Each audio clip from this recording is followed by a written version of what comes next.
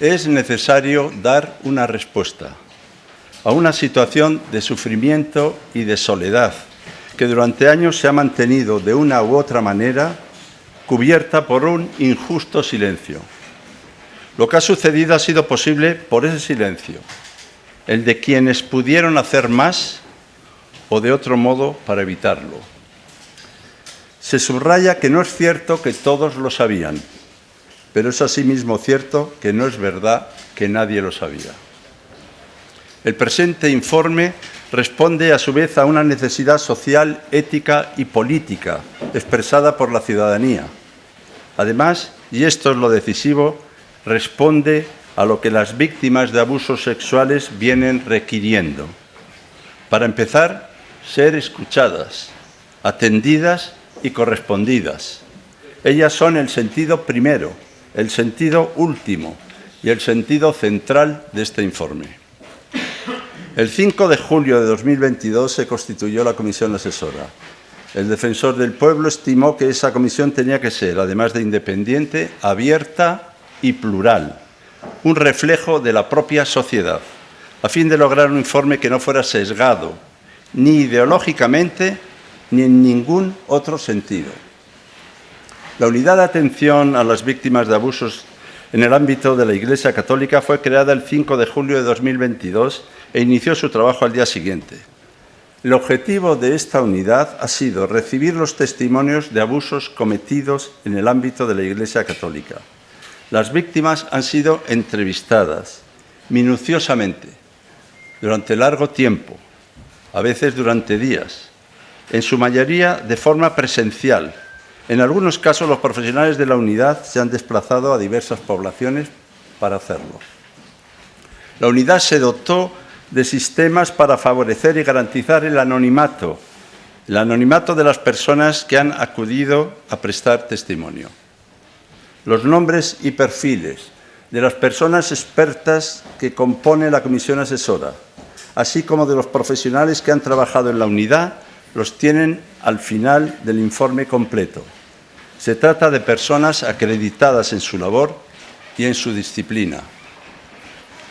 El 5 de agosto de 2022, el Defensor del Pueblo se dirigió a diversas asociaciones de víctimas, invitándoles a constituir un foro de asociaciones, a fin de que representantes y miembros compartieran sus experiencias y sus posiciones ante los abusos sufridos.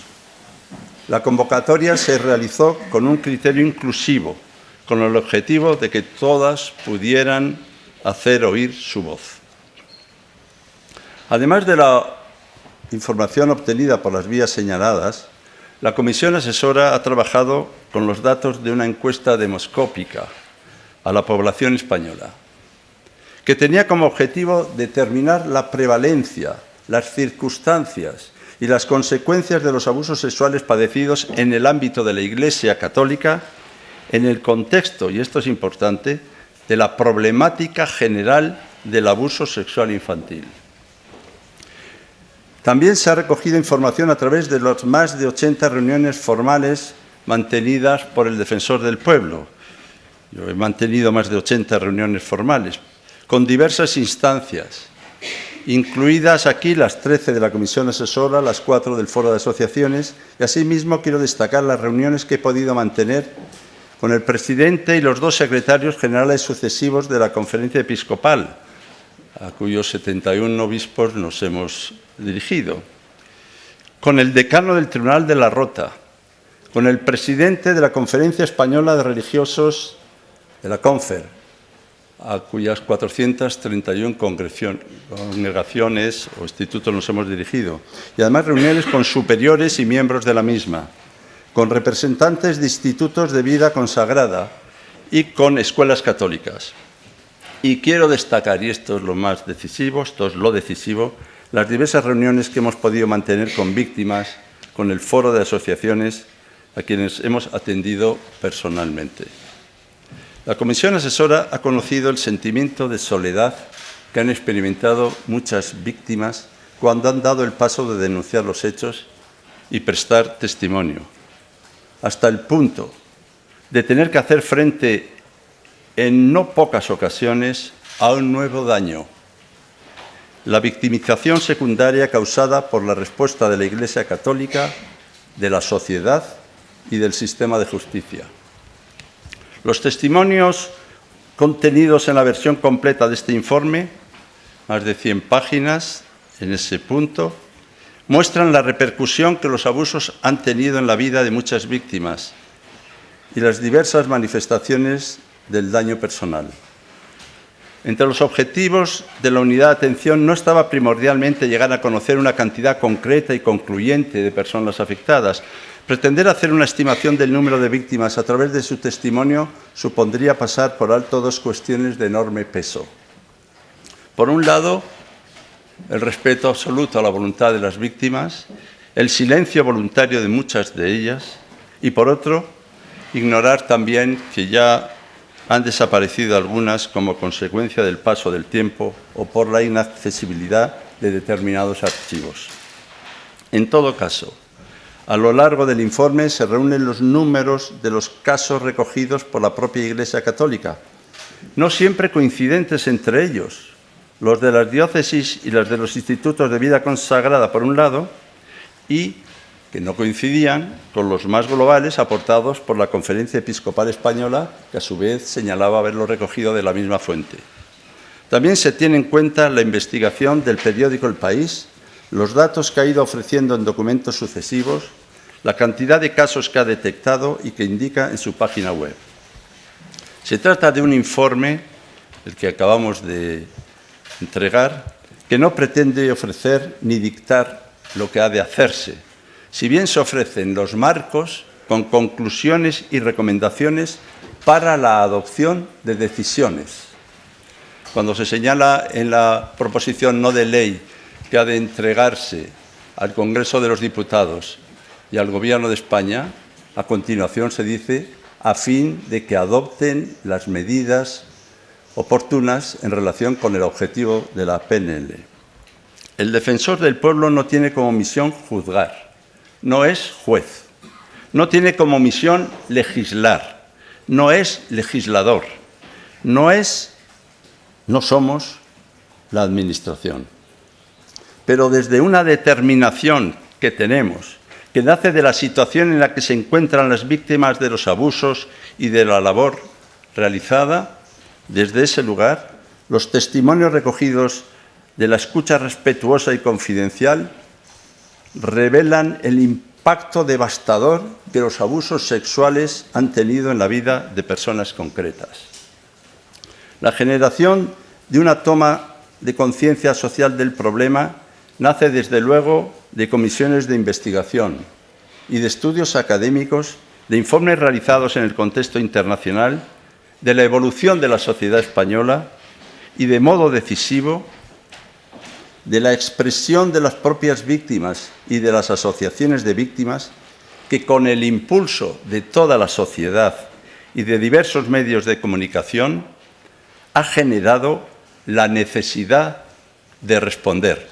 Así hemos subtitulado nuestro informe, o titulado, ¿no? Una respuesta necesaria. La necesidad de responder a tantas personas que han sentido, de una u otra manera, su vida afectada, incluso devastada, por estos abusos en su infancia.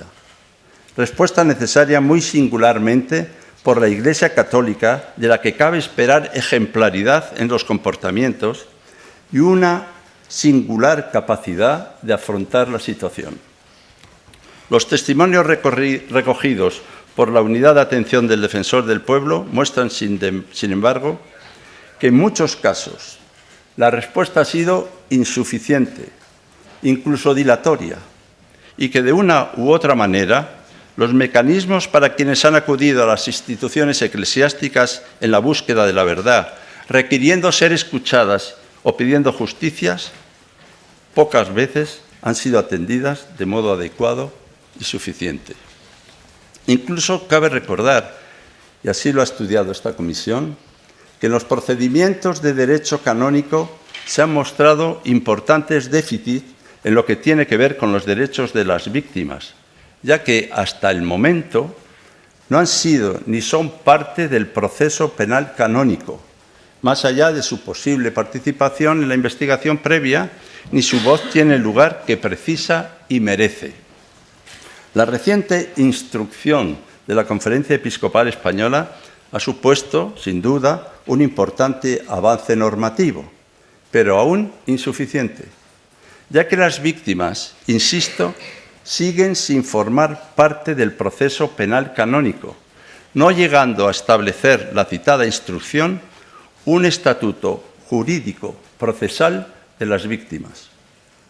La pura aplicación del derecho canónico, por tanto, ha conducido no pocas veces a la soledad, el silenciamiento, el secreto o la indefensión.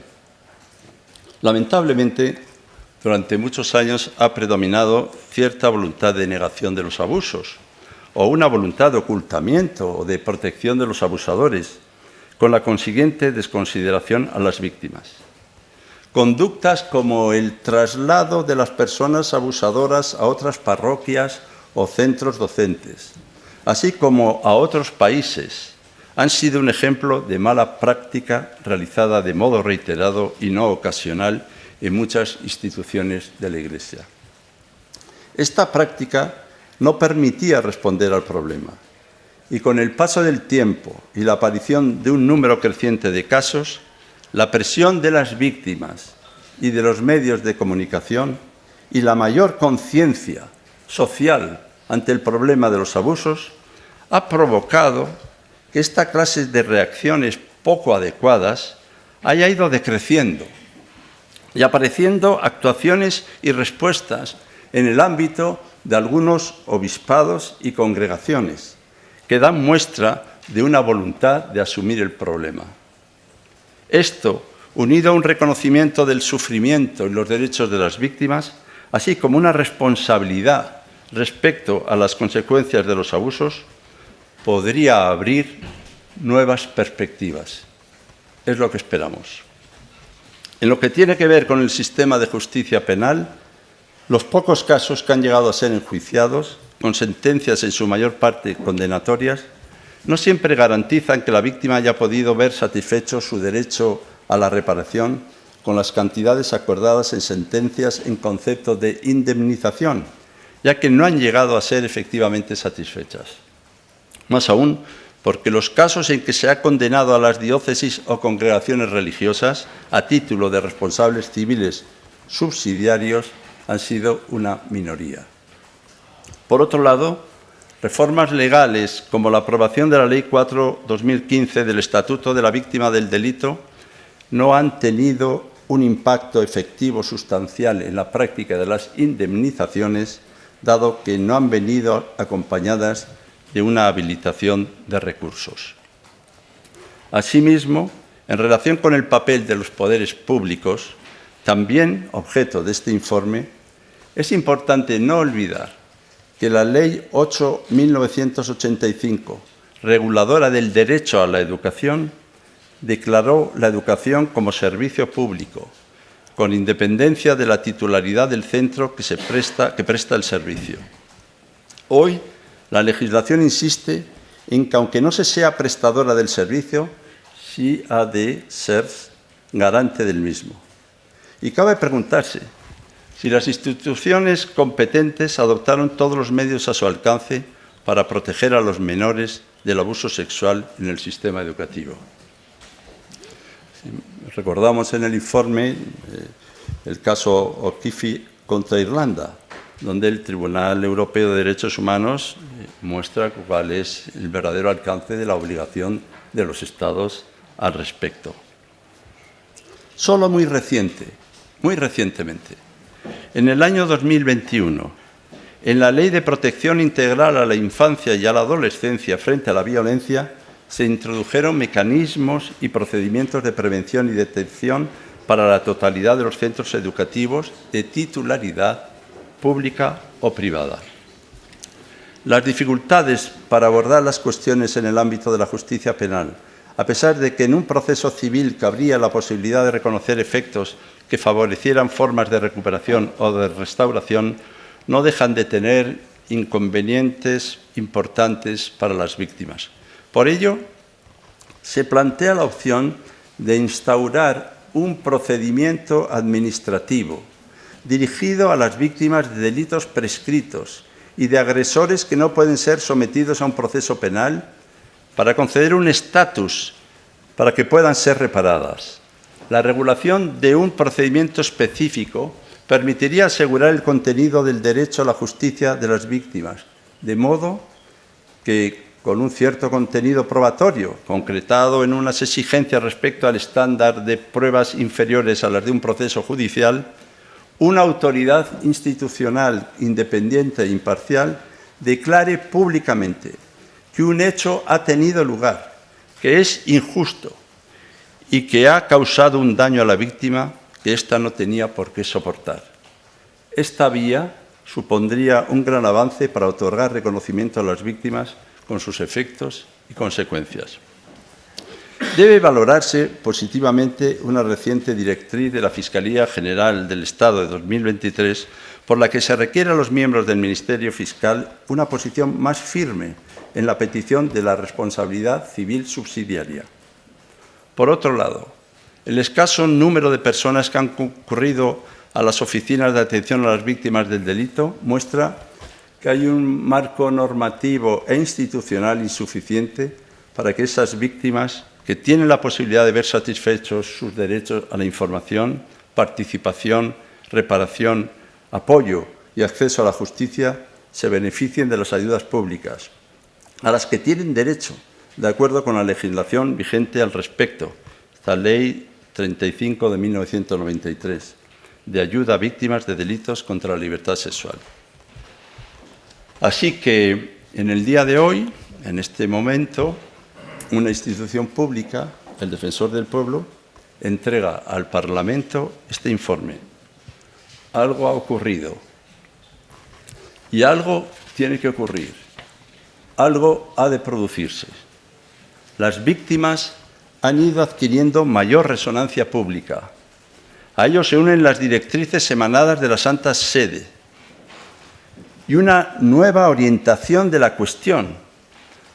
Se puede explicar en qué momento, por qué causas, hacer un debate, pero desde luego singularmente subrayo el motu proprio del Papa Vos Estis Lux Mundi de 2023, donde ya no hay refugio para mirar para otro lado. A su vez, los representantes de la Iglesia en España han ido adoptando recientemente medidas y posiciones más públicas, si bien más orientadas, esta es la verdad, más orientadas a la prevención, donde se han hecho grandes trabajos, se les han entregado muchos volúmenes con protocolos de prevención, más orientadas a la prevención que al esclarecimiento o a la reparación. No digo que no se haya hecho, pero es verdad que esta orientación hacia el esclarecimiento o la reparación debe ser mucho más intensa. Incluso algunas víctimas señalan que han tenido que hacer frente a la negación, a la frustración, incluso a las presiones, así como a las reacciones de representantes de la institución en las que se les culpabilizaba de los abusos sufridos. Ahora bien, hemos de reconocer que la Iglesia Católica, que es una institución plural y que la Comisión Asesora pudo detectar en ella buenas y malas prácticas. No faltaron cautelas y reticencias o voluntad de minimizar el fenómeno para relegarlo a un aspecto marginal. Ahora no es posible hacerlo. La sociedad no lo consentiría. Nadie permitiríamos que se relegara este asunto a un asunto marginal. Al respecto, debe reconocerse, por el contrario, el valor individual y el coraje institucional de quienes, también en el seno de la Iglesia, han optado por asumir la responsabilidad que corresponde a la institución por la victimización producida.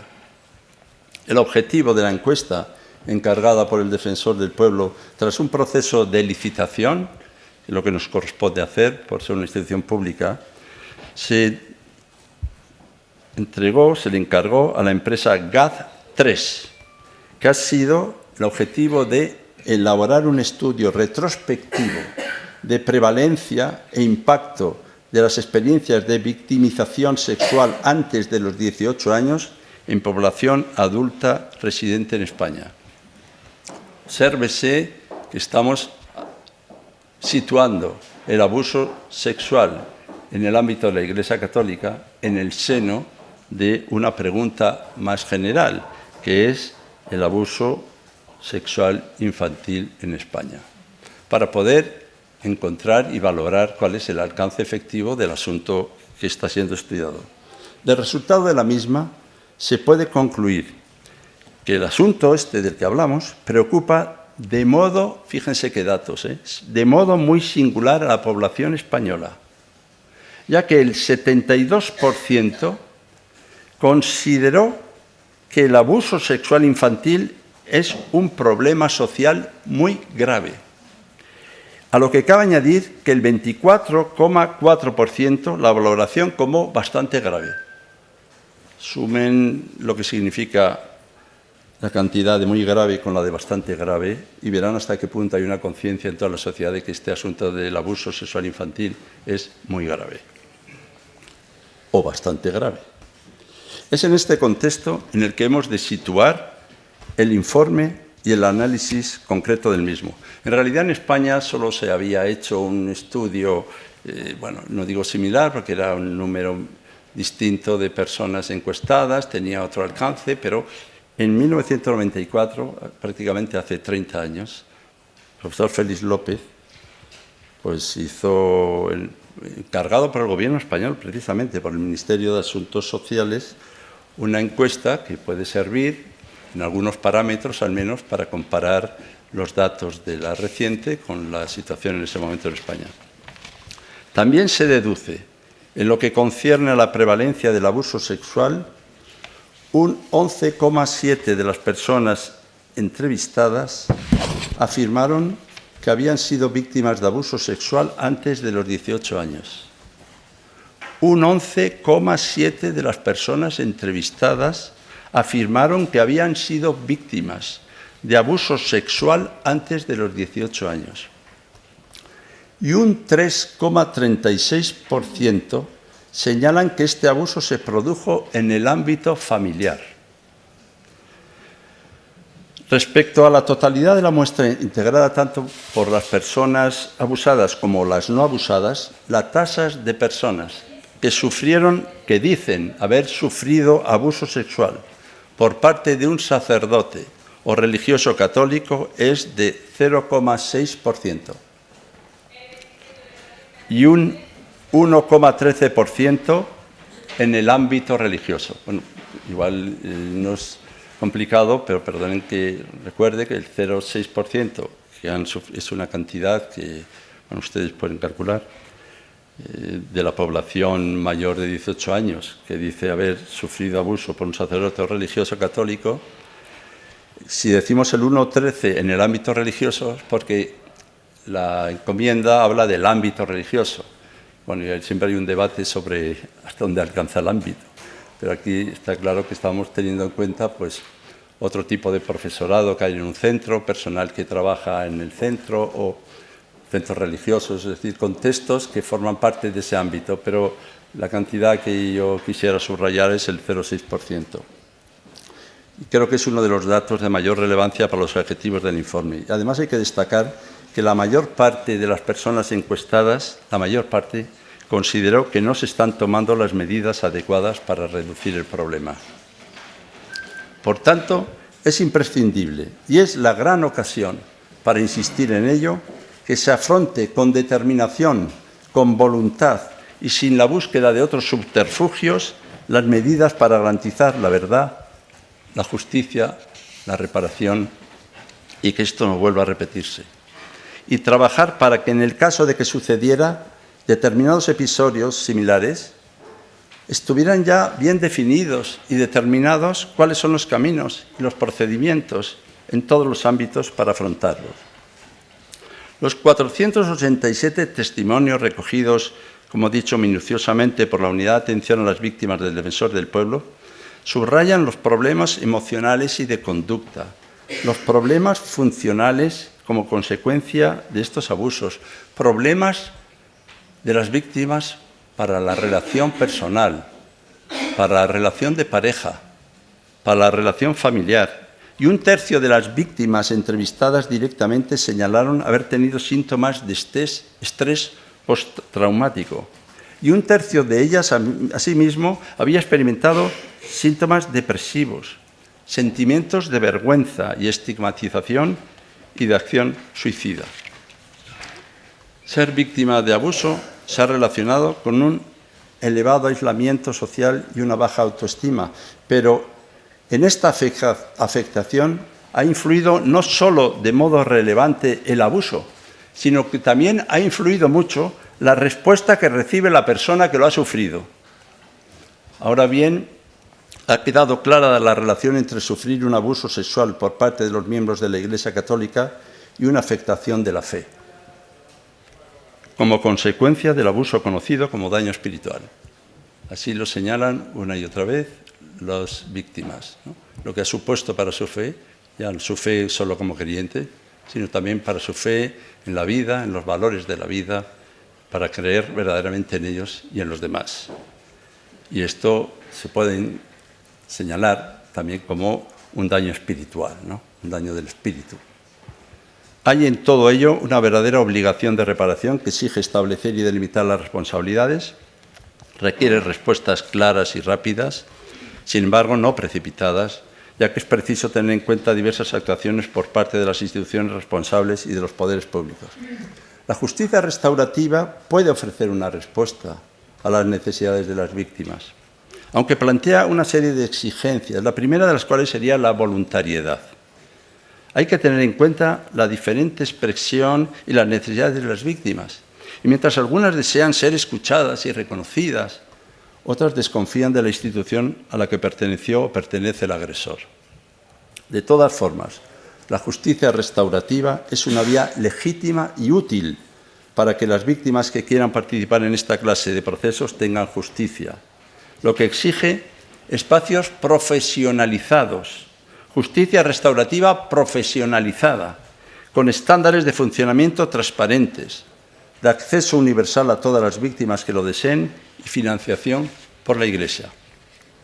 Por otro lado, la compensación económica no debe estar sujeta a la mera discrecionalidad, ni sometida a criterios desvinculados de una valoración profesional especializada, ni basada en decisiones de distintas organizaciones o profesionales contratados por ella, que son los que estipulan cuál ha de ser la indemnización, y que eso genere, como genera, desigualdad. Esto no debería llevar a reproducir la opacidad, la arbitrariedad de nuevo o el silenciamiento. Las compensaciones se han de determinar en un procedimiento reglado, profesional y transparente. Y se propone a la vez la creación de un fondo estatal, crear un fondo estatal para el pago de compensaciones a favor de las víctimas, que acuerde un órgano especial de carácter temporal, que tenga por finalidad la reparación en aquellos casos en los que por diversas causas no se haya podido seguir un proceso penal contra el victimario. Esta obligación de reparación puede cumplirse en cooperación con la Iglesia Católica o con carácter subsidiario a la responsabilidad de la misma.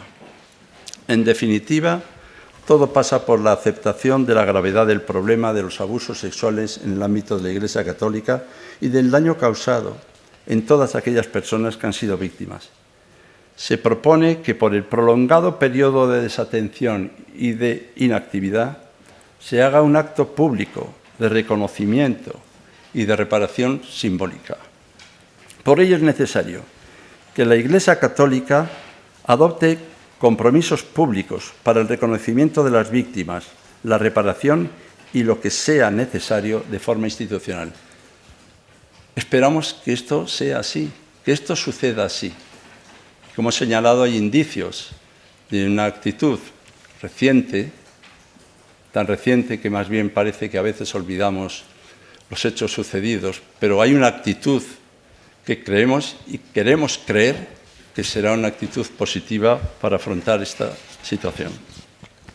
Es necesario tomar medidas de prevención, también, mediante el desarrollo reglamentario de leyes recientes, como la Orgánica de Protección Integral a la Infancia y la Adolescencia frente a la violencia, en la que Lo que tiene que ver con la figura del coordinador y coordinadora de bienestar y protección del delegado o delegada de protección. Es verdad que está allí figura que debe haber estas figuras, pero luego se os señala que debe haber estas figuras, pero no ha habido un desarrollo reglamentario sobre ellas. Por otra parte, los protocolos de prevención diseñados por las instituciones religiosas o sus guías de actuación ante las denuncias o sospechas de casos de abuso, que se han hecho, y se han hecho muchos, deberían estar en consonancia con las previsiones de los protocolos impulsados por la Administración. A su vez, hay que tener los medios para que los abusadores, clérigos o religiosos sean tratados por los programas de intervención basados en la evidencia que se usan por otros abusadores por parte de profesionales de la psicología formados en este tipo de violencia.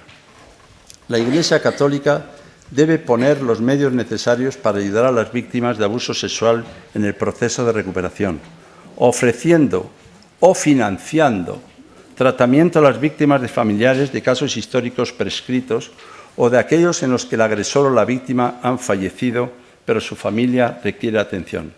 El profesional debe ser libremente elegido por la víctima. Por otro lado, las diócesis y los institutos de vida consagrada deberían permitir a los investigadores el acceso a la información contenida en los archivos y debería llevarse a cabo una revisión completa que suponga la conservación de la documentación de los delitos más graves, así como del archivo del Tribunal Eclesiástico, labor realizada con la participación de expertos. El texto tiene un corazón central, es un libro de 777 páginas y luego tiene un apéndice. El apéndice forma parte del texto mismo. Bueno, solíamos decir que también los apéndices, las orejas que tenemos, los pies que tenemos serán un apéndice, pero son nuestro cuerpo. Sin embargo, hay un anexo que estará colgado en la web, que creo que puede ser también de su interés, donde se establece la localización de los abusos sexuales en el ámbito de la Iglesia Católica. Se basa en las víctimas que se han dirigido a diversas instancias. No es que equivalga a una estadística. No se distribuye exactamente por comunidades, porque sería esto engañoso, pero sí creo que ahí encontrarán información directa, quien así lo desee, sobre en qué lugares han sucedido y quiénes han recogido esos datos. En definitiva, y acabo así, este informe no pretende ser una última palabra, y menos aún una solución definitiva o un punto final ante un daño tan grande que ha afectado y que afecta a tantas personas desde hace tanto tiempo. Más bien, aspira a contribuir a la toma de conciencia iniciada hace unos años por parte de la sociedad española, recordando y requiriendo a la Iglesia Católica y a los poderes públicos que sigue abierta la necesidad de dar una respuesta a las víctimas. Y ahora a su disposición. Vamos a entregar una nota de prensa, un resumen del informe, y luego pasamos al turno de preguntas. Antes de formular la pregunta, por favor, indiquen el nombre y el medio.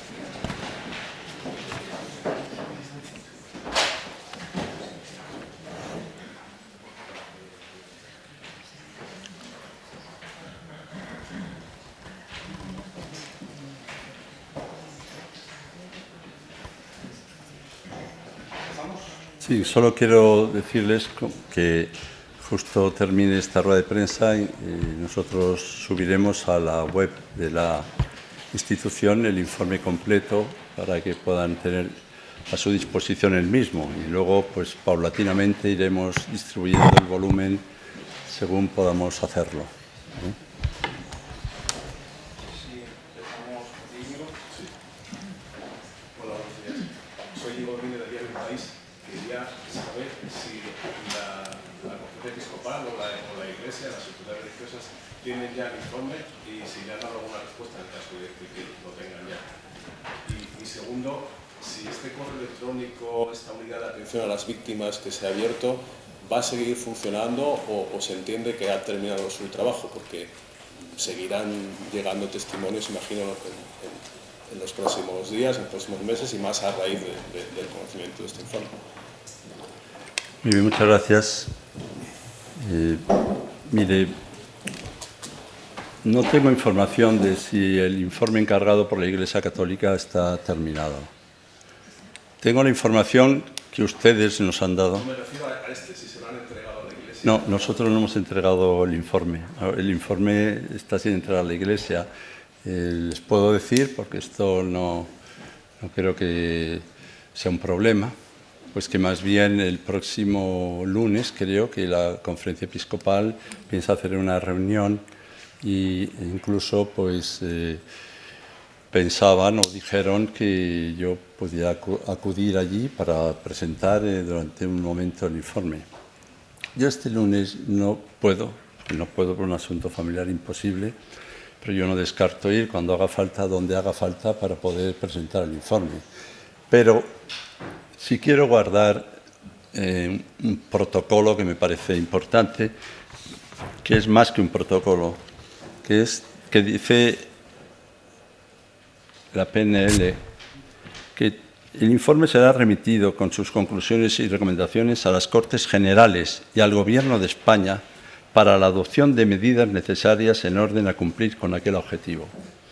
Por eso yo voy a seguir ese proceso y formalmente lo he entregado hoy al Congreso y el día 2, porque también el ministro que es el ministro de Relaciones con las Cortes, el ministro de la Presidencia de Relaciones con las Cortes y Memoria Democrática, como saben ustedes, hoy no está en Madrid y yo prefiero hacer entrega formal, explícita y pública del informe y le daré el día 2.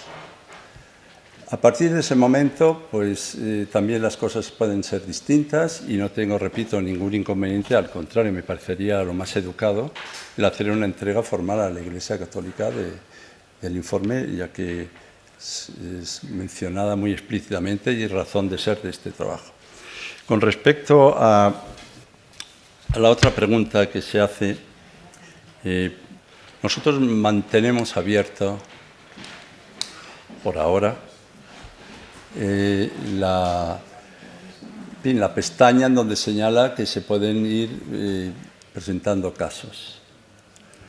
Si se hacen las cosas bien y se hacen procesos de reparación serios, yo creo que muchas víctimas también se mostrarán, ¿no?, la necesidad de ir apareciendo públicamente y dando cuenta pública. Yo espero que este informe sirva, porque hay muchísimos que dicen que han sido víctimas de abusos, pero que no quieren volver a pensar, no quieren contarlo. Fíjense los datos que dice la encuesta, lo que eso significa, ¿no? Hay un silencio y hay que respetar a las víctimas en sus caminos. Y las víctimas muchas prefieren pues no vérselas con eso y hay que respetarlo. Pero nosotros mantenemos abierta la unidad de atención a las víctimas. En este momento se mantiene abierta. Sí, señor Gabilondo, buenos días. Soy Eva Pellegrí, de TV3. Ha informado que en la encuesta que se hizo a 8.000 personas, un 1,1 dijo que había sufrido abusos en el ámbito de la Iglesia y que un 0,6 por parte de un sacerdote. Esto correspondería más o menos a 400.000 personas en el ámbito de la Iglesia y 200.000, lo digo porque la mayoría somos de letras y para un poco tener el cálculo ya hecho, Por otro lado, le quería preguntar cuánto tiempo abarca este estudio, es decir, en las últimas décadas o qué cálculo han hecho. Y luego entiendo por sus palabras que no han tenido colaboración por parte de la Iglesia. No sé si les han dejado pues acceder a sus archivos o no. Gracias. Bueno, la extrapolación de los datos, yo tengo la suerte también de ser de letras, así que no le voy a perjudicar a la hora de hacer el cálculo. Búsquese a alguien de ciencias, porque si realmente ha señalado usted que por ser de letras esto presenta dificultades, pero yo creo que no presenta dificultades a nadie por ser de letras, pero entiendo un poco el sentido amable y el tono en el que usted expresa. La encuesta es una encuesta encargada, hecha después de una concurrencia de licitación, que es los procedimientos con que se hacen estas licitaciones. Se presentaron 5 empresas que creo que son las 5 empresas que de verdad en España más prestigio y reconocimiento tienen. Se baremó, se indicó, se vio y al final GAF3. Yo confío absolutamente en su trabajo.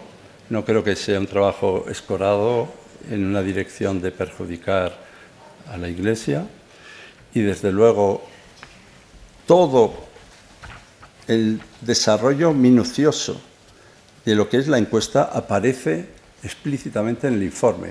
No simplemente ese resultado, que es un resultado aislado, sino todo el desarrollo. Ahí ustedes podrán hacerse cargo de lo que esto significa.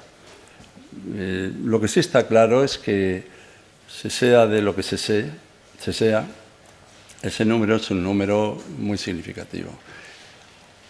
¿A qué corresponde? A los que dicen haber sido abusados por. Esto es lo que técnicamente tenemos que decir. Y es población mayor de 18 años.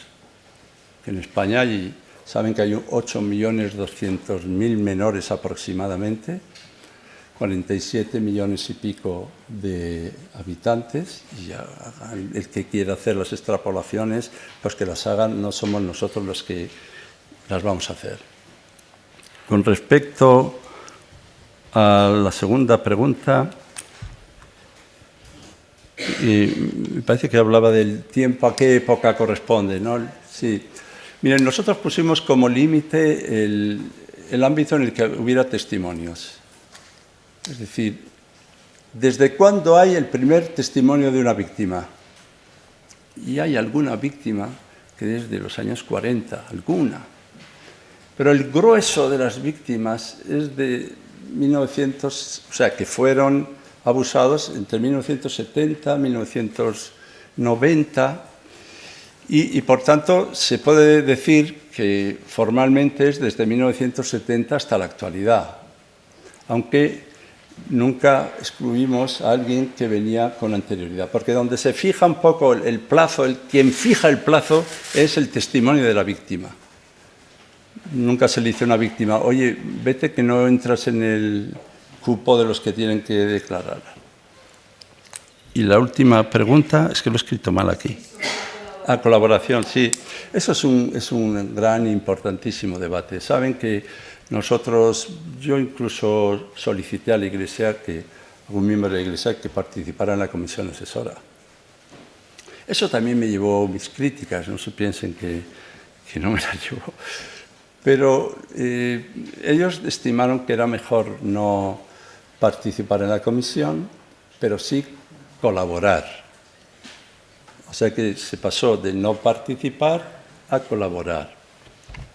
Y yo creo que ha habido una colaboración dispar.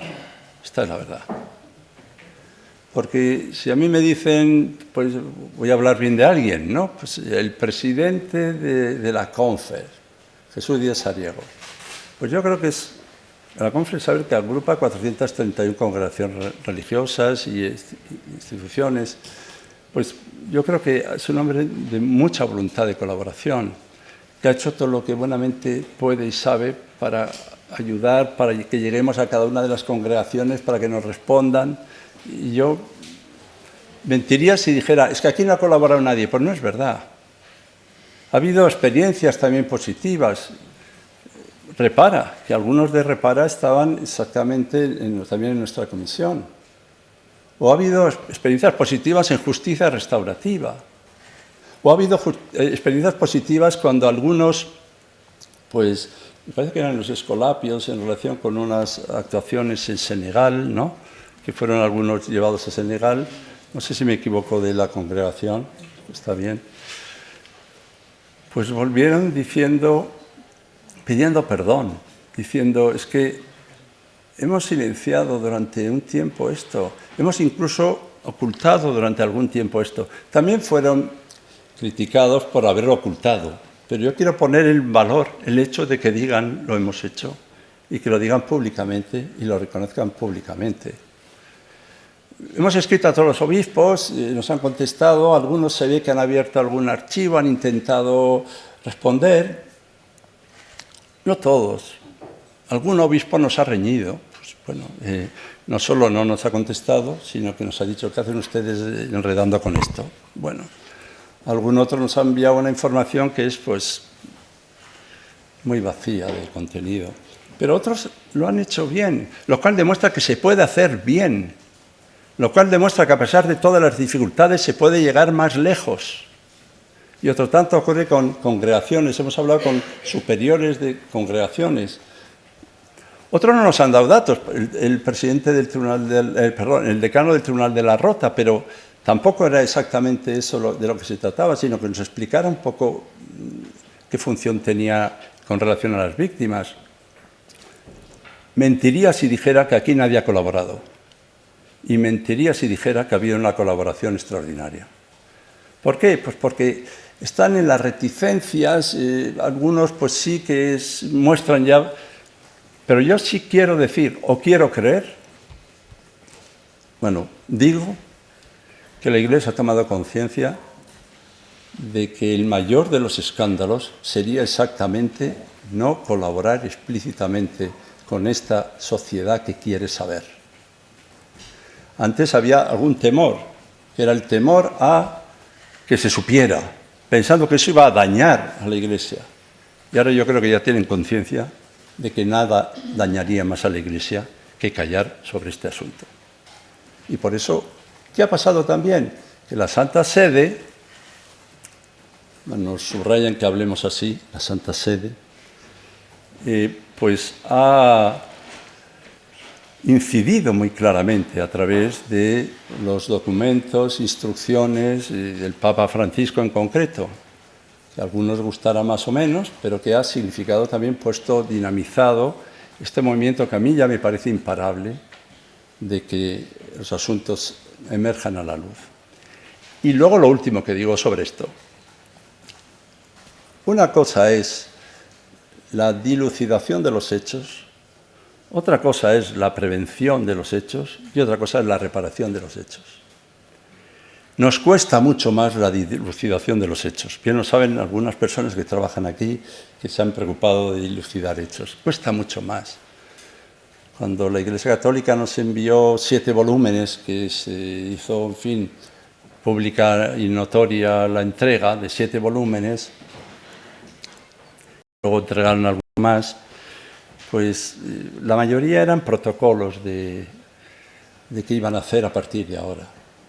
Y está muy bien, porque hay que hacer protocolos de formación, de prevención, de educación. Esto está muy bien. Pero cuando había que dar información sobre lo que había sucedido, la información ya era confusa, muchas dificultades para aclarar a qué se referían. Eso hemos tenido con todos los casos. Los que han trabajado con casos lo saben. A veces, si tú tienes unos casos y otra persona te manda otros casos, no es ni siquiera fácil ver si uno u otro a quién coincide. A veces sí, porque hay voluntad de hacerlo. Pero a veces le dan a uno ganas de hacer algo que no debe hacer, que es juntar todos y sumarlos. Tantos casos de aquí, tantos casos de allí, tantos casos de acá. Pero nosotros hemos preferido poner los que conocemos, en qué contextos, con qué protocolos, con qué medidas, y aunque se vean cantidades separadas, para que uno pueda hacerse cargo. Es complicado porque esta respuesta no se responde diciendo sí o no, pero sí puedo decir que hay un cambio de actitud, creo, en la Iglesia y confío en eso. Y quiero confiar en eso porque pido que sea así para estar totalmente abierta a que esto se afronte en serio. Porque las víctimas no pueden esperar más. Las víctimas, ya algunas señalan que han hablado en todas las direcciones, han declarado varias veces, están revictimizando cada vez, y dicen, por favor, ahora ya lo que queremos es medidas y reparación. Aquí, buenos días, defensor. Virginia Mayoral, de Informativos Telecinco. Yo le quería preguntar, usted la Oficina del Defensor del Pueblo ha utilizado 15 meses para elaborar este informe. En otros países, como en Francia o en Australia, ha utilizado 3 años, 5 años. Le quería preguntar si no le parece demasiado poco tiempo y que quizá, si se hubiera utilizado más tiempo, si hubieran podido dar un poco más, estimar un poco más, una cifra más concreta de las víctimas de los abusos sexuales dentro de la Iglesia. Y le quería preguntar, usted se ha preguntado, nos ha trasladado una pregunta que se hace en el informe, es si las instituciones escolares podrían haber protegido suficientemente a los niños que sufrieron estos abusos dentro de los colegios. Yo le reboto la respuesta, ¿no? ¿Ustedes creen que lo protegieron suficientemente? Gracias. Bueno, las últimas palabras que he dicho hablaban de que las víctimas tienen más urgencia por lo visto que nosotros, pero yo creo que nosotros también tenemos urgencia. Hemos llegado, si se puede decir así, tarde a hacer informe en España. Ya estaba el informe hecho en casi todos los países de nuestro entorno. Nosotros llegamos cuando ya los informes están realizados, estudios internacionales y, por supuesto, nos valemos también de ellos, pero no podíamos postergar demasiado el dar una respuesta. De todas maneras, si uno mira que desde a los 4 meses de llegar al Defensor del Pueblo ya nos llegó esta encomienda, que ustedes saben que no es fácil, y empezamos enseguida a trabajar para configurar una comisión. Estoy orgullosísimo de la comisión. Parece que el trabajo no se puede hacer mejor. La verdad, felicito y yo creo que hay que agradecerlo públicamente. Y empezamos ya desde antes de configurar la comisión, que fue eso ya en julio, que esos 15 meses se cuentan desde julio, pero los meses anteriores, desde la encomienda hasta la configuración de la comisión, nosotros estamos trabajando ya desde el Defensor del Pueblo muchísimo sobre esto, hablando con mucha gente, tomando, en fin, información y tomando orientación.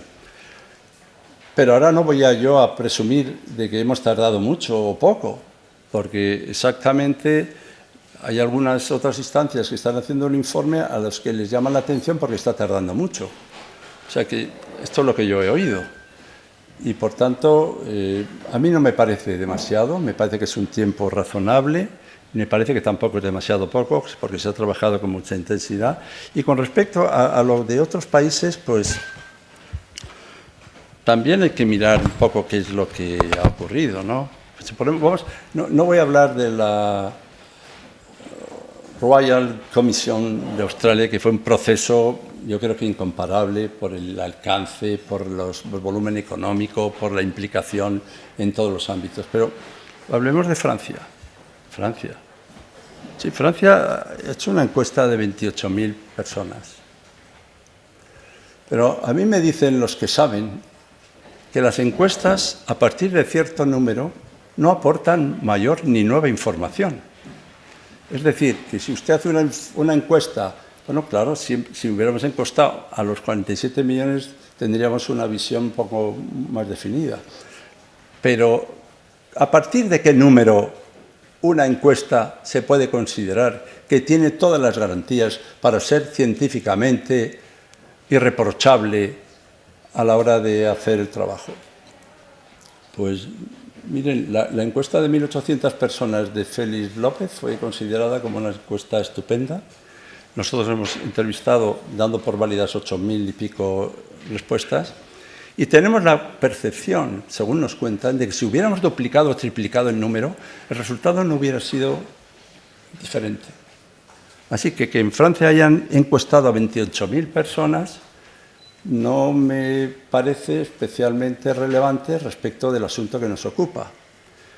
Ahora sí puedo decir que, puestos a entrevistar a víctimas, en Francia entrevistaron a 243 víctimas. Por eso, también a la hora de medir lo que han tardado y lo que finalmente han hecho, pues también hay que ver que como se trabajó allí, también extrapolando. Yo creo que el tiempo es adecuado. Es una investigación que además lleva a una percepción. Le voy a decir una palabra técnica, aunque pueda quizá malentenderse por mi parte, digo, no por los demás, que en la investigación cualitativa siempre hay un concepto que usan los expertos, que llaman el concepto de saturación. No es que nosotros estuviéramos saturados, es que la investigación llega a un momento en que los testimonios ya no ofrecen información nueva y es el momento de saber hasta aquí hemos llegado y con lo que tenemos que elaborar, ¿no? También nosotros lo que nos importaba que era determinar la prevalencia que había tenido los abusos sexuales, pues el estudio demoscópico nos daba ya los datos sobre esa prevalencia y con los testimonios recogidos hemos recopilado información suficiente para cerrar el informe. Fíjense, solo quiero, perdonen si me extiendo, pero dicen cosas tan importantes que antes de constituirse la comisión, yo ya comparecí en el Congreso de los Diputados el 20 de junio para explicar el estado de los trabajos y no se había constituido la comisión. Lo cual quiere decir que desde que se recibió la encomienda hasta que se constituyó la comisión, también estuvimos trabajando. Al menos yo comparecí dando cuenta de eso. Y yo solo puedo, repito, a la unidad de víctimas y a la comisión asesora agradecerles su trabajo. Pero sí, siempre quedará este detalle. También está abierto por ahora el proceso. No sabemos a qué conducirá, pero a mí me parece que es el momento, lo digo sinceramente, es el momento del Congreso de los Diputados. Es el momento de la Iglesia, es el momento del Gobierno, es el momento de los poderes legislativo, ejecutivo, judicial, que con este informe, creo yo, tienen datos suficientes para adoptar medidas concretas que den a las víctimas la respuesta que merecen. Y eso es lo que verdaderamente nos importa. Buenos días, soy Elena Herrera del diario.es. Le quería preguntar por el fondo estatal que ha contemplado de compensación para las víctimas. Tenía dos dudas. Quería saber si únicamente está contemplado para todas aquellas víctimas que no tienen acceso o que se quedan fuera de la vía penal porque los posibles delitos ya han prescrito, o es para todas las posibles víctimas. Y en segundo lugar, si está contemplado o van a pedir que se nutra únicamente con fondos públicos o si está previsto pedir que la Iglesia o sus instituciones puedan colaborar también con aportaciones de dinero. Gracias. No, a mí me parece imprescindible que la Iglesia colabore, no solo colabore, participe activamente, sea una clave fundamental del fondo estatal. ¿Por qué llamamos fondo estatal? Porque lo que importa también es que el Estado un poco vele por ese proceso y que le dé, como hemos dicho, también las garantías de que se hace de un modo objetivo, transparente, público, etc. Y por eso, a mí me parece, pero ahora quien le toca ejecutar eso es al Gobierno y a las Cortes o al Parlamento, que es inevitable que la Iglesia colabore económicamente para poder hacer elementos de reparación. Y creo, si no estoy equivocado, que la Iglesia a estas alturas ya debe ser consciente de eso. Con respecto a quién se va a aplicar, bueno, pues nosotros, desde luego, los que no han tenido un proceso ya penal, porque en esos procesos penales a veces se fija también una reparación. No va a haber un proceso de doble reparación, es a lo que nos referimos, ¿no? Pero, desde luego, por lo demás, se constituye también un organismo que administrativamente, creemos debe hacerse, determine el estatus de a quién se le puede considerar víctima de abuso. Una vez que eso ha sucedido, pues se verá a qué derechos tiene y qué tipo de reparaciones le corresponde y qué tipo de ayudas debe recibir, a veces para la ayuda psicológica también, porque hay muchos que están en tratamiento psicológico. Es que no queremos teledramatizar el asunto, pero es que hay gente que se ha suicidado por estas cosas, gente que no ha recompuesto su vida jamás. Y entonces gente que está desde entonces, y son mayores, y son personas mayores, que no han podido superar el dolor terrible que es teniendo algo que te ha sucedido muchas veces en torno a 6 u 8 años, pues lo que queremos es que puedan recibir ayuda también. Pero se pueden tomar otras muchas medidas, como se han tomado en otros casos, en los casos de otras víctimas, ¿no? Desde el punto de vista laboral o desde el punto de vista de la contratación en el Estado. O sea, dar un estatus de víctima y una vez que se tiene el estatus de víctima, reconocer a qué derechos tiene eso. Sí, buenos días. Soy Antonio Gómez Olea, de Navarra Televisión. Señor Gabilondo, quería preguntarle si a lo largo de estos 15 meses de trabajo ha habido un contacto con la Fiscalía o el Poder Judicial para acceder a archivos, aunque al hilo de lo que decía la compañera estuvieran prescritos los delitos. Y también respecto a ese acto público que proponen desde el Defensor del Pueblo, si ya han hecho una petición directa a la Iglesia para que participe. Gracias. No, nosotros no organizamos todavía nuestras recomendaciones, porque somos conscientes de que son recomendaciones, pero luego sí tenemos la firme voluntad de hacer un acto público. Si se hace ese acto público por las instancias que a mí me parece que deben estar presentes, desde luego la Iglesia debe estar presente. Y del mismo modo que el arzobispo cardenal de Madrid ha pedido perdón públicamente, el actual, pues bueno, la Iglesia sabrá lo que debe hacer, pero también el Estado debe estar presente y nosotros, desde luego, debemos de estar presentes en la sociedad. Eso es lo que a mí me parece. Pero si no está presente nadie más que nosotros, el Defensor del Pueblo convocará un acto público para eso. Pero espero no encontrarme allí solo. Digo el Defensor del Pueblo como institución. Y luego, con respecto a... es que te apunto aquí con las letras que no veo. La segunda historia. Sí, señor Gabilondo, a lo largo de la investigación, sí, si en estos 15 meses de trabajo ha habido acceso a archivos del Poder Judicial, sí, o un contacto directo con la Fiscalía también, a pesar de que haya delitos que ya estén prescritos. Bueno, nuestro contacto con la Fiscalía, lo siento, era pues un miembro de la Fiscalía que formaba parte de la comisión. Y además hay otra persona que es fiscal que también forma parte de la comisión. Pero desde la independencia absoluta con la Fiscalía, absoluta, lo que sí hemos tenido asesoramiento para ver qué ha ocurrido, qué se ha hecho. O, por ejemplo, si uno mira la Fiscalía datos de las sentencias que ha habido, pues para conocer cuántas sentencias ha habido, ¿no?, remitidas a procedimientos judiciales finalizados, pues había 20 que nos llegaba desde la Fiscalía, pero desde luego haciendo otros estudios o viendo otros estudios, la cifra cambiaba bastante y llegaba a ser, me parece que de 143.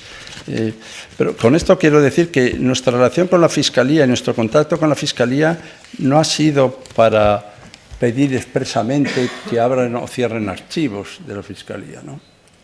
Nosotros sí pedimos y decimos a la Iglesia, siempre que hemos escrito, pues que deben hacer un esfuerzo para abrir los archivos, porque, a ver, se nos dice una y otra vez que en los archivos no hay mucha cosa.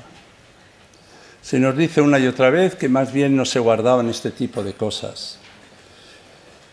Pero bueno, si no hay tantas cosas o si las hay, yo creo que sí sería interesante, y así lo hemos requerido, que la propia Iglesia mirara sus archivos y luego pusiera a disposición de quienes están investigando o trabajando sobre eso lo que en los archivos hay.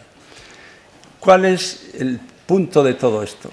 El punto de todo esto es que un asunto en el concordato señala que los archivos de la Iglesia son privados y, por tanto, que no pueden ser entregados, en el sentido que no pueden ser abiertos por una instancia distinta de la propia Iglesia. Pero la comisión asesora dice que, sin embargo, la Iglesia sí puede ver esos archivos. No, el concordato no dice que la Iglesia no pueda ver los archivos. Y el concordato tampoco dice que una vez que han abierto los archivos y han visto lo que hay en los archivos, nos puedan comunicar lo que hay en los archivos. Y eso es lo que nosotros creemos que debe hacer, porque creemos que la Iglesia debe seguir trabajando seriamente. Yo he hablado aquí para la investigación. Es importante que siga trabajando en aclarar lo sucedido en los archivos. Y si en los archivos no hay nada, pues tampoco hay tanto temor a que se vea y se sepa que no hay nada. Ahora, esto es lo que le puedo decir.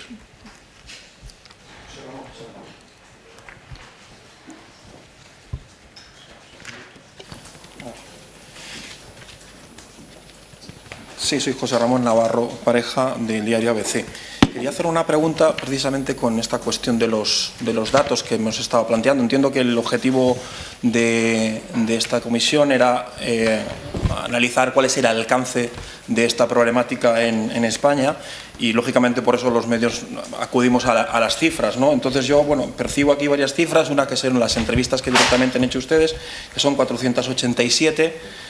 Entiendo también que en el informe final aparecerán los datos que han ido recopilando por las referencias que ha hecho tanto de la conferencia episcopal como de las congregaciones, que entiendo que irá una cifra ligeramente superior o doble o el triple de estos 487, pero por otro lado aparece esta encuesta realizada por GAD3 que plantea, o que de ella se derivaría una extrapolación que usted no ha querido hacer aquí, pero que ya hay quien la ha hecho, que nos llevaría hasta más de 400.000 víctimas en España.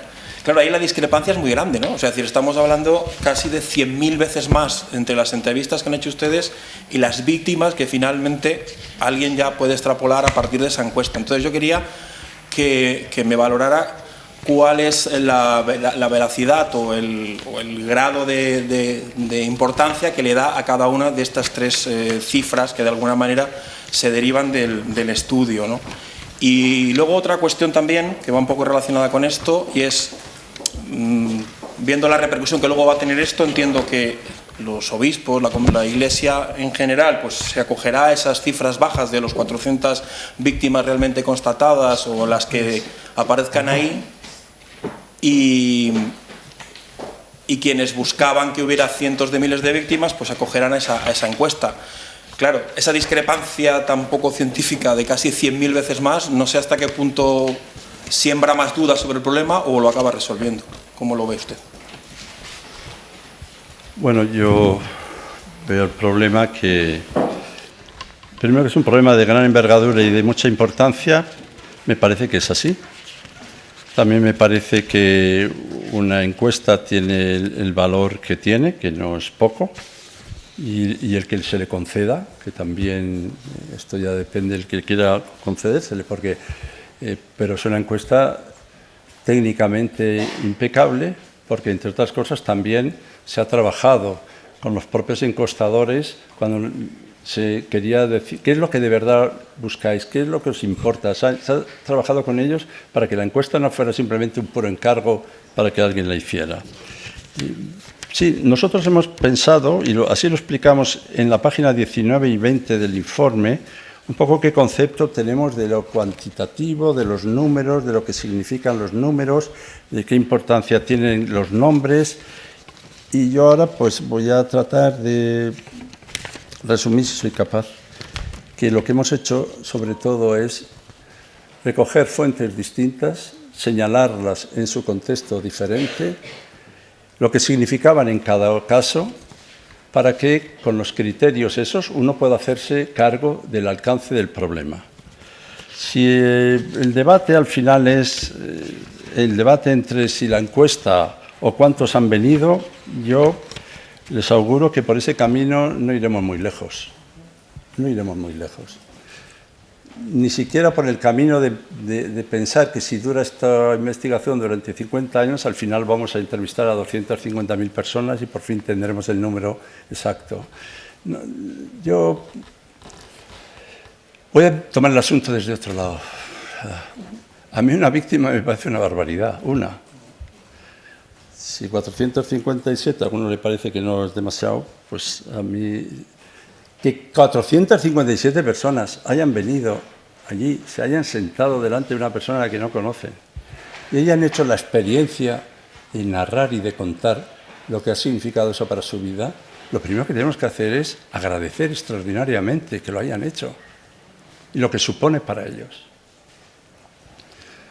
Si de ahí deduce que nosotros creemos que solo 457 personas son las que han sido abusados, pues pero es que no se nos ocurre relacionar el número de personas que han venido aquí a dar su testimonio con el número de víctimas que ha habido en España de abusos sexuales. De todas maneras, lo estamos quedando con la cifra de 1,13%, pero creo sinceramente que la cifra que debemos mirar es la del 0,6% de personas que han sido abusadas por un sacerdote o religioso que dicen haber sido abusadas por ello. Si me dicen, yo me he dirigido a todas las diócesis, perfecto. Y las diócesis pues me han dado un número de casos. ¿Vale? Luego me he dirigido a todas las congregaciones de la Confer y me han dado un número de casos. Y he sumado el uno con el otro y nos dan pues 1.104, total víctimas 1.430. 1.430. Y sin embargo, si luego le he preguntado a la Conferencia Episcopal directamente, la Conferencia Episcopal señala que ella ha obtenido los datos también de preguntar al mismo lugar que hemos preguntado nosotros. Y sin embargo encontramos una diferencia, si yo encuentro el papel, una diferencia de creo que unos 400 personas de diferencia. Entonces, esto quiere decir que buscando las mismas fuentes, preguntando en las mismas instancias, la Conferencia Episcopal ha encontrado menos que nosotros. Por otro lado está el trabajo que ha hecho el periódico El País, que tiene una cifra de 2.000, como no encuentro ese papel, 2.223, ¿no? Por otro lado, ¿qué les puedo decir? Pues que cuantificar estos asuntos es realmente poco fecundo. Son importantes cada caso y es muy interesante el que no se deje ningún caso que quiera hacerse ver fuera de la contabilidad. Pero yo no creo que sea lo mismo el criterio de alguien que quiere venir a dar testimonio del criterio que simplemente quiere dejar constancia de que has tenido un abuso. Son opciones distintas y, por tanto, no son conmensurables. ¿Cuál es mi opinión? Pues mi opinión es que es mejor que manejemos las distintas fuentes según los criterios con los que se ha trabajado, seamos respetuosos con el trabajo que se hace de cada uno. Los medios de comunicación trabajan con unos criterios y de una manera, y han hecho muchos medios de comunicación ese trabajo. Si yo he citado expresamente El País, es porque el periódico El País ha enviado hasta 4 veces información, no solo al Defensor del Pueblo, sino también a la Conferencia Episcopal y también al bufete de abogados que está haciendo el estudio. Es decir, ha transmitido a otros lo que está haciendo. Bueno, pues ellos han hecho según unos criterios periodísticos y valorado queda y agradecido queda. Nosotros lo hemos hecho según el criterio en el que la base es el testimonio. Y además, le repito, ahí hay 100 páginas que si ustedes tienen la amabilidad de leerse el informe, que es lo que yo les pido, la amabilidad de leerse el informe, verán cómo efectivamente ahí se recoge algo más que una serie de cifras y de números. ¿Por qué no hemos extrapolado nosotros? Porque creemos que no hay que extrapolar. ¿Contendrán ustedes sus pasiones de extrapolar los números?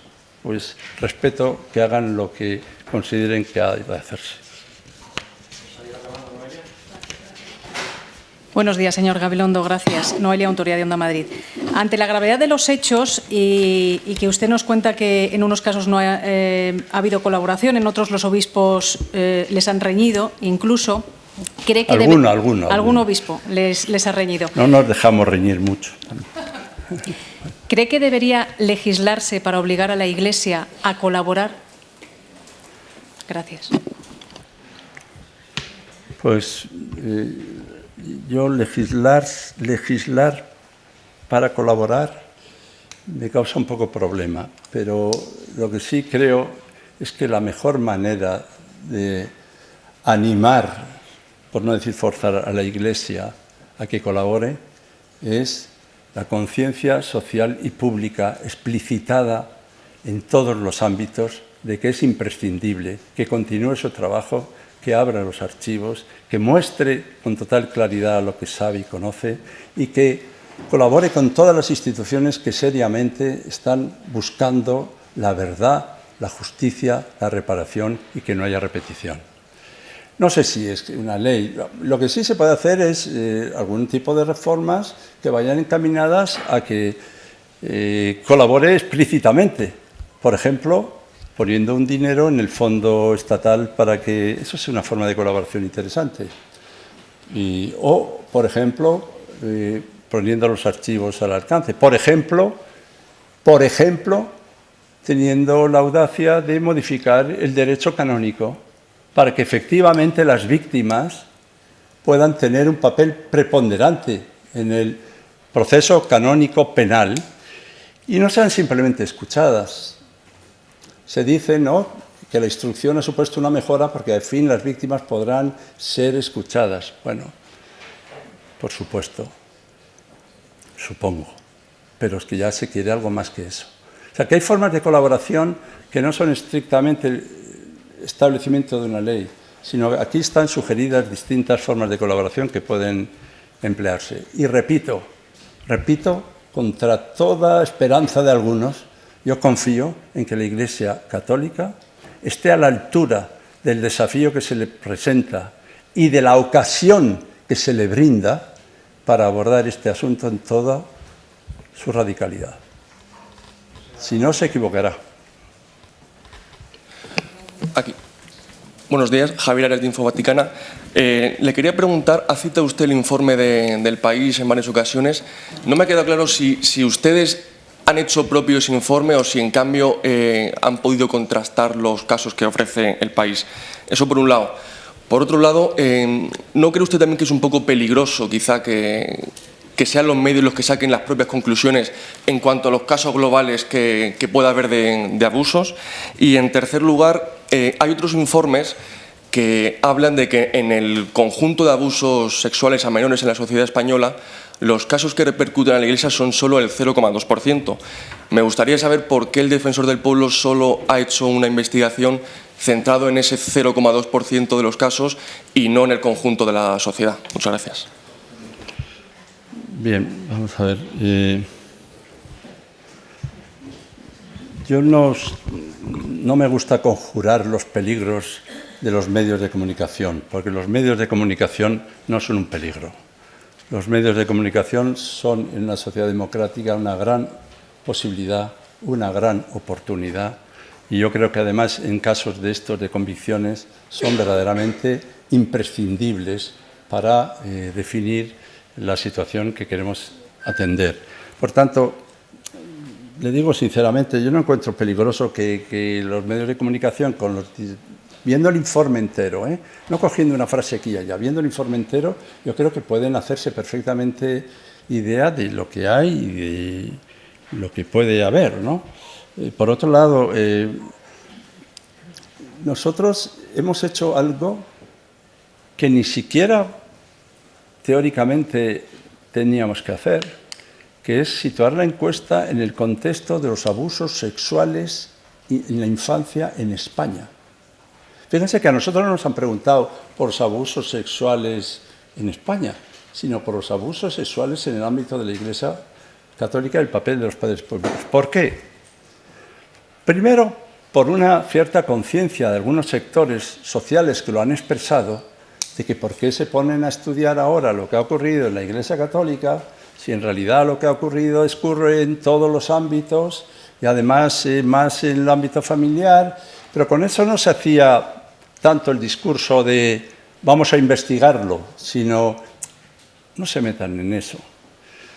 Sin embargo, yo creo que sí que hay que investigarlo. Yo sí creo que es uno de los problemas graves de España el que se aborde en toda su radicalidad el abuso sexual infantil. Y además que se haga sabiendo, con toda sinceridad, que un porcentaje grande corresponde al abuso sexual en el ámbito familiar. Con eso, al decir esto, estoy, creo yo, señalando que no es nuestra obsesión, la obsesión de lo que ocurre en la Iglesia. ¿Por qué hemos hecho esto? Para que al poder citar el 0,6% se pueda ver la magnitud que puede significar respecto del abuso general. Y respecto del abuso general, que es 11, y pico, a esto que es 0,6, pues se ve que es una magnitud menor. Ahora, si es respecto de la población española, pues lo siento. La encuesta, que es una muestra representativa de la población española, nos da estos datos.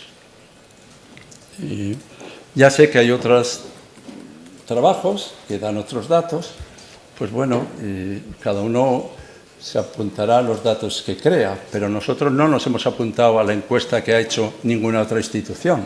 Nosotros hemos encargado una encuesta con una serie de orientación que nos ha dado un determinado resultado. Y yo no puedo falsear esa encuesta. Y yo no puedo meterme con la empresa que lo ha hecho. Y yo no puedo decir que de ahí se deduce que no es para tanto. De ahí se deduce que el asunto es serio.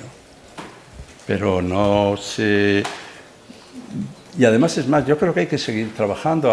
Aquí en nuestra comisión había profesores, catedráticos, había personas que trabajan en derecho penal, otros trabajan en derecho constitucional, otros son más expertos en derechos humanos, unos criminólogos, otros victimólogos, otras personas eran personas de la relación permanente con víctimas y del compromiso social y público, psicólogos, personas que han hecho la experiencia de trabajar con unos y otros o representaban espacios de trabajos sociales, como personas que eran de la Fiscalía o que trabajaban... O sea, la comisión estaba formada, seguro que me he dejado algunos, pero vamos, me caéis igual de bien.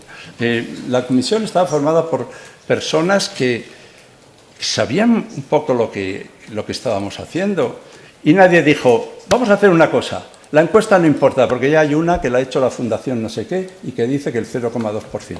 Pues respetado queda. Si finalmente se tiene más credibilidad que la que hemos hecho nosotros, pues vayan por ahí. Para nosotros la que tiene credibilidad es la que hemos hecho nosotros. Sí, hola, Laura Ramírez de Europa Press. Aquí. Hola. Buenos días. Yo quería preguntarle, aunque efectivamente usted no ha hecho esa extrapolación, pero sí se desprende de ese 0,6%, teme críticas como ocurrió en el caso francés, que también hizo una proyección al final, y por otro lado ese 1,13% que sería en el ámbito religioso, ¿puede especificarnos? Entrarían también, pues, por ejemplo, profesores de un colegio, pero que no son ni religiosos ni sacerdotes. Claro, es eso, exactamente es eso. O catequistas, o no sé, bueno. Yo creo que puestos a hacer críticas a la encuesta, habría que hacer críticas a todos los que han contestado, primero, por haber dicho eso. Tenían que haber dicho que no había nada de nada, pero han dicho que hay. Podemos hacer críticas también a los que han hecho la encuesta, porque podían, en vez de haber preguntado eso, haberles hecho preguntas de otro tipo, que hay más interesantes para otros niveles. Pero no podemos hacer críticas a un resultado de una encuesta que científicamente nos da que esto es lo que ocurre. ¿Por qué no hemos hecho la extrapolación? Pues porque yo no soy muy partidario de las extrapolaciones, porque yo no creo que baste entrevistar a una comunidad para extrapolar qué es lo que pasa en España, porque yo no creo que basta con centrarse en una población determinada para decir lo que ocurre en todo el país. Yo no creo eso, por eso yo no he hecho la extrapolación.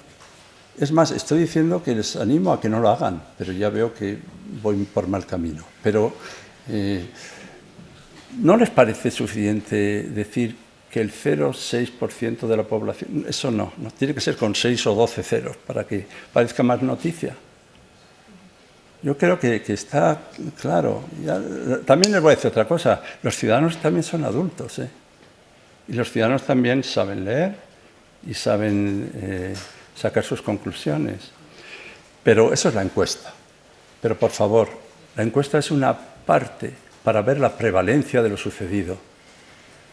Fíjense en los testimonios de las víctimas. Fíjense en lo que se ha hecho desde todos los ámbitos profesionales. Fíjense lo que han hecho en otros países. Y analícenlo, porque cuando dicen los franceses, pues sí, los franceses, 243 entrevistas. Eso es lo que han hecho. Y luego han extrapolado. Y yo les respeto. Yo les respeto. Lo que han tardado, no ha tardado, pues algunos dicen, ¿por qué ponen un título? Es que claro, ya todo es tan sofisticado. Una respuesta necesaria. Pues bueno, pues lo voy a comparar con el título portugués, que también tiene título, que es dar voz al silencio. ¿Y cuál es la diferencia fundamental? Dirá alguno, bueno, que este es más cursi que el otro. Bueno, no lo sé. La diferencia fundamental es que el título portugués está hablando de la creación de espacios para la palabra y la posibilidad de las víctimas. Y el título del informe español lo que está hablando es no solo de que las víctimas se puedan expresar, sino de qué respuesta hay que dar a lo que ellas dicen.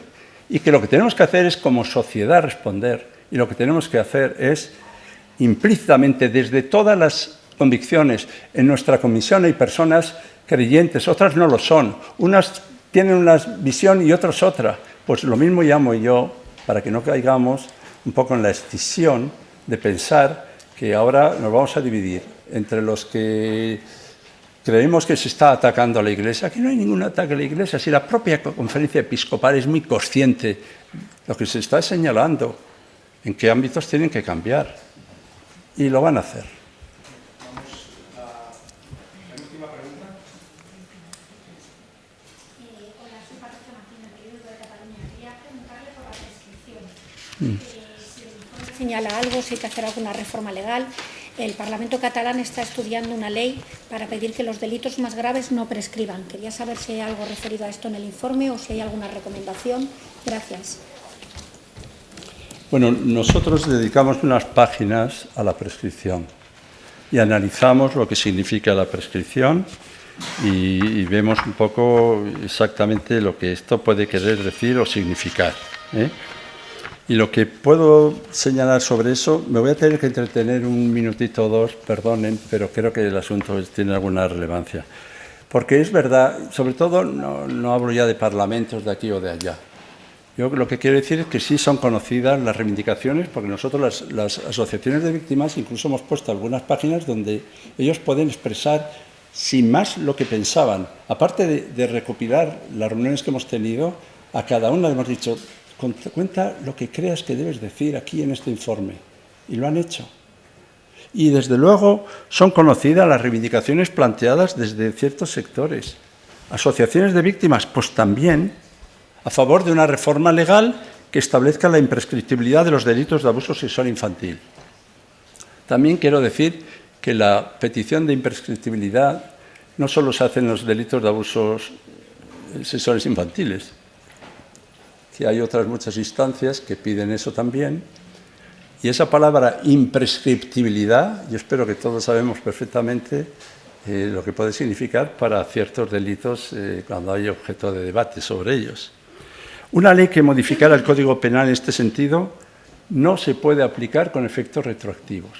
No puede tener efectos retroactivos y no los puede tener por seguridad jurídica y por otra serie de razones. De tal manera que como a nosotros lo que nos importa son las víctimas con las que estamos trabajando y nos están pidiendo verdad, justicia y reparación del daño sufrido, nosotros nos centramos en las recomendaciones a los poderes públicos que puedan cumplir con eso. Porque una mera modificación de la imprescriptibilidad, pues por sí sola no podría dar respuesta a estas demandas de justicia de las víctimas. No estamos negando la posibilidad de que se puedan hacer reformas legales en un sentido o en otro. Pero no es nuestra propuesta, porque creemos que en este momento solo llevaría a una solución para dentro de muchos años, dado que los casos que han sido ya prescritos o no hay retroactividad sobre ellos. Por eso hemos hecho una recapitulación. Cuando hacemos la recapitulación, yo creo que lo llegan a tener ahí en el resumen, la recapitulación de las recomendaciones, solo hago una prevención. No es un texto que va destilando al final unas recomendaciones. Yo les animo un poco que se haga al revés, que las recomendaciones que vayan leyendo las vayan encardinando en lo que se dice en el texto, porque ahí es donde encuentran su verdadero sentido. La adopción de una ley que, además del procedimiento de reparación indicado anteriormente, pueda reformar el régimen de prescripción de la acción de responsabilidad civil derivada de los delitos de agresión y abusos sexuales de menores, adoptando los criterios establecidos para el cómputo del plazo de la prescripción del delito de la citada Ley Orgánica 8/2021, de modo que puedan acordarse judicialmente indemnizaciones respecto a los casos anteriores a su entrada en vigor.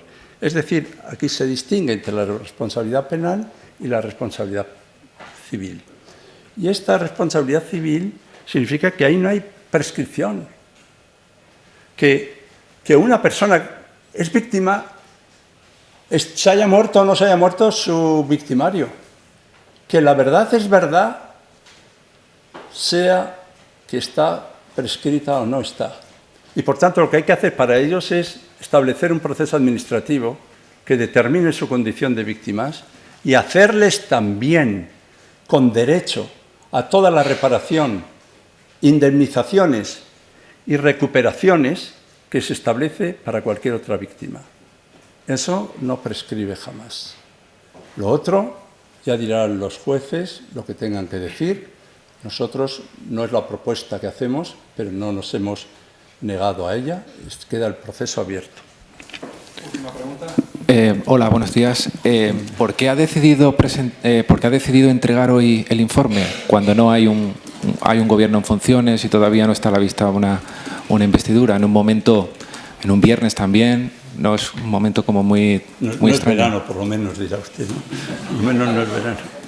Pues le voy a decir por qué. Si le dijera que es porque lo hemos terminado, le diría la verdad. Si le dijera que por qué lo hemos terminado tiene algo que ver con algunos otros asuntos, también es verdad. Este asunto del que le voy a hablar es un asunto que tenía decidido no hablar de ninguna manera. Pero como soy una persona de firmes convicciones, les voy a hablar sobre esto.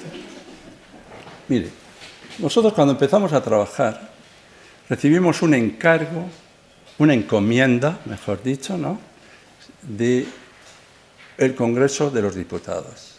El Congreso de los Diputados compuesto por unos determinados diputados y concretos diputados. Es verdad que la encomienda trasciende los nombres concretos de los diputados que están y trasciende las legislaturas.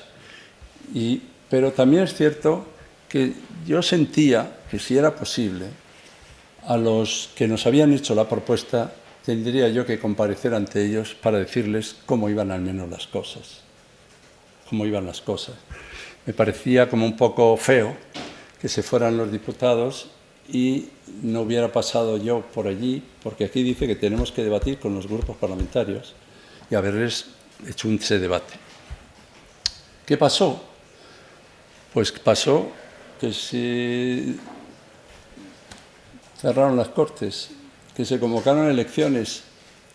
Y entonces nosotros no dijimos, ahora vamos a pararnos, que estos ya no se reúnen hasta no sé cuándo. Sino que nosotros, y saben todos que es así, dijimos, vamos a seguir haciendo nuestro trabajo con la misma seriedad hasta que lo acabemos. Y cuando acabemos lo entregaremos.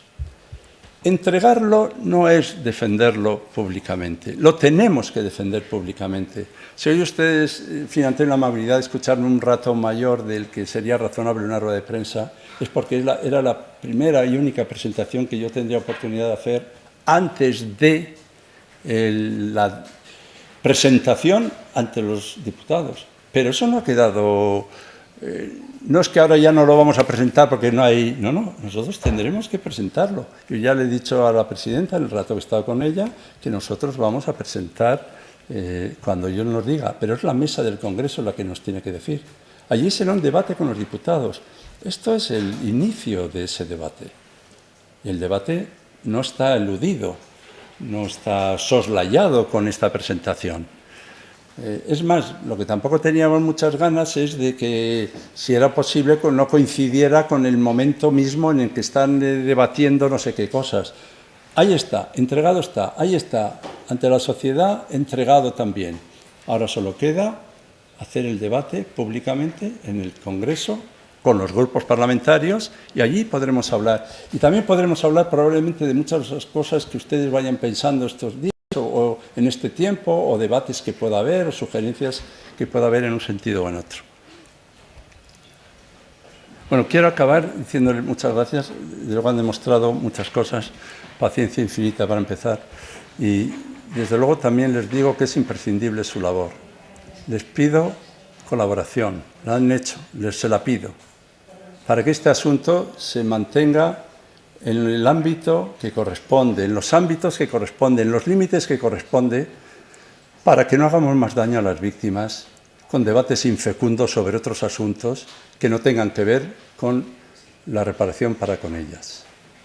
Si ahora ellos vieran que todo esto no era más que un trampantojo para enredarnos en no sé qué otros debates, defraudaremos muchísimo lo que ellos necesitan. Y me dirijo expresamente al Congreso de los Diputados, me dirijo expresamente, desde luego, al Gobierno de España, y me dirijo expresamente a la Iglesia para que asuman lo que significa lo que estas víctimas están requiriendo y adopten las medidas a fin de poder dar una respuesta necesaria a ellas.